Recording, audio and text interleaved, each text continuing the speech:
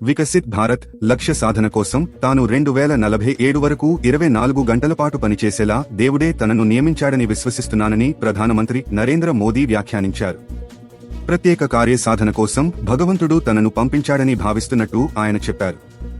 దేవుడు నాకు మార్గం చూపిస్తున్నాడు. దేవుడు నాకు శక్తి ఇస్తున్నాడు.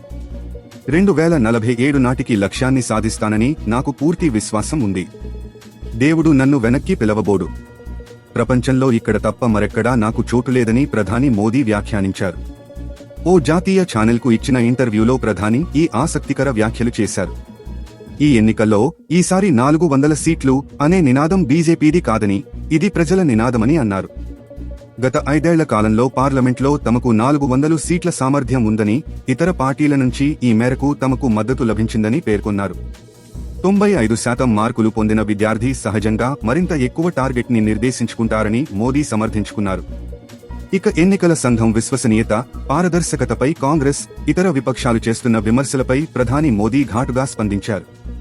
1991 మే నెల 21వ తేదీన కాంగ్రెస్ నాయకుడు రాజీవ్ గాంధీ హత్యకు గురయ్యారని, అయితే అప్పటికే ఒక దశ పోలింగ్ జరిగిన తర్వాత కూడా నాటి ప్రధాన ఎన్నికల కమిషనర్ టిఎన్ శేషన్ దేశవ్యాప్తంగా 22 రోజుల పాటు ఎన్నికలు వాయిదా వేశారని ప్రధాని మోదీ ప్రస్తావించారు. మరి ఇది పారదర్శకత అని ప్రధాని మోదీ విపక్షాలను ప్రశ్నించారు.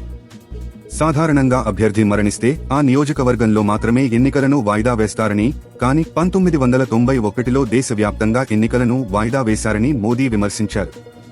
నాయకుడి మరణం గురించి విస్తృతంగా ప్రచారం చేసుకున్న తర్వాత మాత్రమే ఎన్నికలను నిర్వహించారని ఎద్దేవా చేశారు.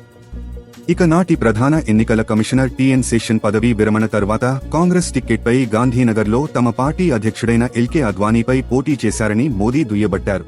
తాజా సమాచారం కోసం లైక్ చేయండి, సబ్స్క్రైబ్ చేయండి.